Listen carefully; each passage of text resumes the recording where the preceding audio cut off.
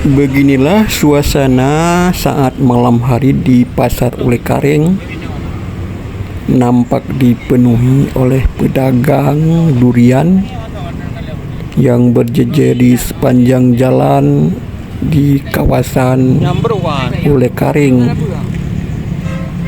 Pedagang durian ini biasanya mulai menjajakan dagangannya dari sore hari.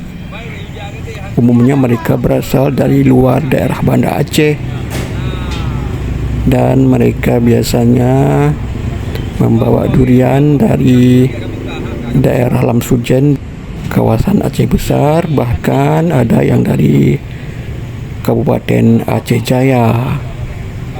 Dan beginilah penampakannya saat mereka menggelar dagangannya.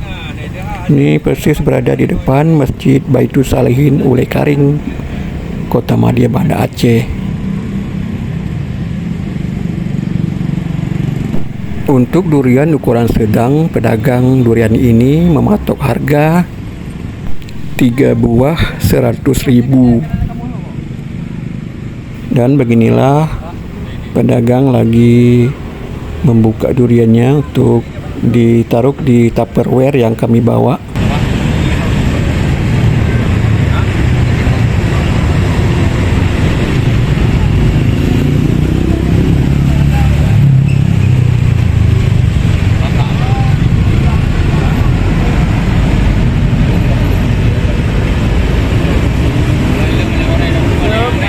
Bang, saya enggak ada buka.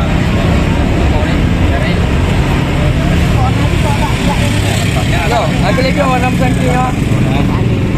Ya. Itu kuning, atau kuning.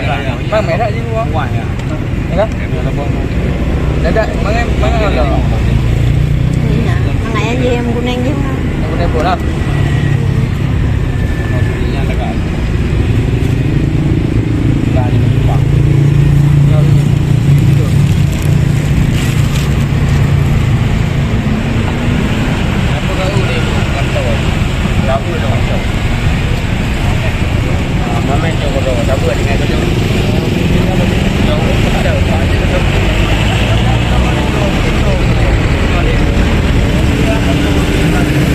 Asuransi.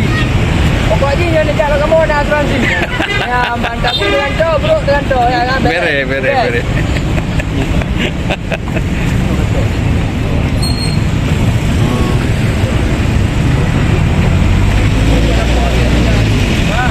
Ada pun ni dia ada sendiri. Ya.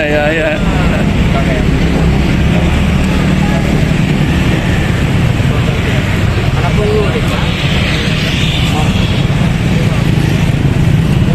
Kali abang wajak Lamsujen ke di? enggak betul, bak dapur Mamet. Pokoknya lewat waduk water di. Enggak betul.